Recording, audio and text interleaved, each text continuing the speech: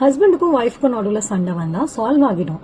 ஆனா அந்த சண்டைக்கு நடுவுல மாமியார் வந்தாங்க, நாத்தனார் வந்தாங்க, பொண்ணை பெத்தவங்க வந்தாங்க, பையனை பெத்தவங்க வந்தாங்க அப்படின்னா முடிவே இல்லாத தொடர்கதையா சண்டை பெருசாயிட்டே தான் இருக்கும், சால்வே ஆகாது. இந்த மாதிரி உங்க வீட்லயும் நடந்துட்டு இருக்குன்னா இந்த வீடியோ உங்களுக்கு தான் ஃபுல்லா பாருங்க. ஹாய்ங்க, நான் உங்க சைக்காலஜிஸ்ட் மேகபாரதி. நிறைய மேரேஜஸ் சைலண்டா டேமேஜ் பண்ணக்கூடிய ஒரு விஷயம், ரொம்ப சென்சிட்டிவான ஒரு டாபிக்கும் கூட. பொதுவா ஹஸ்பண்ட் அண்ட் ஒய்ஃப்க்கு நடுவில் ஒரு சண்டை வருது அப்படின்னா ஆப்வியஸா ஹர்ட் ஆகுது, சேஃபா ஒரு ஸ்பேஸ் வேணும்னு சொல்லி பெத்தவங்க கிட்டயோ இல்லைன்னா கூட பிறந்தவங்க கிட்டயோ அம்மா அப்படி பண்ணிட்டே இருக்காமா, அப்பா அவர் இப்படிதான் பண்றாரு, அக்கா ஏங்கா அவர் அப்படி பண்ணிட்டே இருக்காரு, அந்த மாதிரி எல்லாம் நம்ம ஷேர் பண்ணுவோம். இன்லாஸ் இன்வால்வ் ஆன உடனே பழைய விஷயம் எல்லாம் ரீஓபன் ஆகும், வாய்ஸ் டோன் எல்லாம் மாறும், ஒரிஜினல் பிரச்சனையவே மறந்துடுவோம். சோ இப்போ ரெண்டு பேருக்குள்ள இருக்கிற விஷயம் மூணாவது ஒரு ஆள் இதை வந்து ட்ரையாங்குலேஷன் அப்படின்னு சொல்லுவோம். மூணாவது ஒருத்தவங்க உள்ள வரும்போது எமோஷன்ஸ் பெருசாயிடும், சொல்யூஷன் சின்னதாயிடும். சோ பிரச்சனை சால்வே ஆகாது. இந்த மாதிரி இருக்கும்போது அந்த ரெண்டு பேருக்குள்ள இருந்த பிரச்சனை இப்ப ரெண்டு குடும்பத்துக்கான பிரச்சனையா மாறதுக்கான வாய்ப்புகள் தான் அதிகம். சோ இப்ப இதை சரி பண்றதுக்கு நான் 4 குட்டி ட்ரிக் சொல்றேன், ஃபாலோ பண்ணுங்க.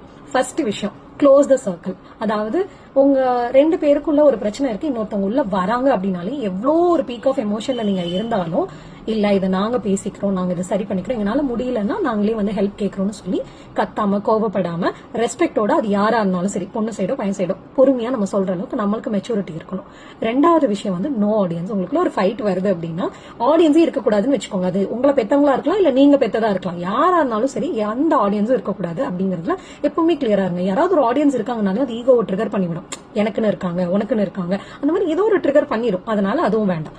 மூணாவது வந்து பையனோ பொண்ணோ அவங்க தான் கம்யூனிகேட் பண்ணும். அதாவது எப்படின்னா பொண்ணு சைட்ல இருந்து யாராவது உள்ள இன்வால்வ் ஆகுறாங்கன்னா அந்த பொண்ணு தான் கம்யூனிகேட் பண்ணும், பையன் சைட்ல இருந்து வந்தா பையன் தான் கம்யூனிகேட் பண்ணுங்கிறத ரூலா வச்சுக்கணும். ஏன்னா நம்ம பொண்ணு தானே பேசினான்னு எப்படினாலும் அவங்க அக்செப்ட் பண்ணிக்குவாங்க. அதுவே வந்து மாமனார் மாமியார் கிட்ட போய் அந்த பொண்ணு நீங்க இதுக்குள்ள நுழையாதீங்க அப்படின்னு சொன்னா நேத்து வந்து பேசுறா பத்தியா அப்படின்னு சொல்லி ட்ரிகர் தான் ஆகும். அதனால எப்பவுமே அவங்கவுங்க சைடு அவங்கவுங்க தான் கண்ட்ரோல் பண்ணி உள்ள வராதுன்னு சொல்லணுங்கிறதுல தெளிவா இருந்துக்கணும். நாலாவது ரூட் காஸ் கொஸ்டினிங். இப்ப இந்த சண்டை எதுக்காக வந்திருக்கு, பணம் சம்பந்தப்பட்டதா, டைம் சம்பந்தப்பட்டதா, எக்ஸ்பெக்டேஷன் பிரேக் ஆயிருக்கா, பிரியாரிட்டியா, என்ன விஷயத்துக்காக சண்டை வந்திருக்கு, எக்ஸ்ட்ராவா வேற யாராவதுனாலயா அப்படிங்கறதெல்லாம் பேசி அந்த விஷயத்த அட்ரஸ் பண்ணணும். அன்னைக்கு என்ன பிரச்சனையோ அதை தான் அட்ரஸ் பண்ணணுங்கிறதுல கிளியரா இருக்கு. சோ இதெல்லாம் நம்ம பண்ணும்போதே வந்து ஆப்வியஸா பிரச்சனை சார்ட் அவுட் ஆகும். முக்கியமா ரெண்டு பார்ட்னரும் ஒரு விஷயம் தெரிஞ்சுக்கணும், உங்க அப்பா அம்மாவை சாட்டிஸ்ஃபை பண்றதுக்காக, கூட பிறந்தவங்களுக்கு சப்போர்ட் பண்றதுக்காக உங்க ஹஸ்பண்ட் அல்லது ஒய்ஃபோட ரெஸ்பெக்ட நீங்க சாக்ரிஃபைஸ் உங்க லைஃபே நீங்க சாக்ரிஃபைஸ் பண்ண மாதிரி தான். சோ அதனால வந்து எப்பவுமே நீங்க பவுண்டரிஸோட இருங்க, உங்களுக்குள்ள கம்யூனிகேஷன் கரெக்டா வச்சுக்கோங்க, இந்த ரூல்ஸ் எல்லாம் ஃபாலோ பண்ணுங்க.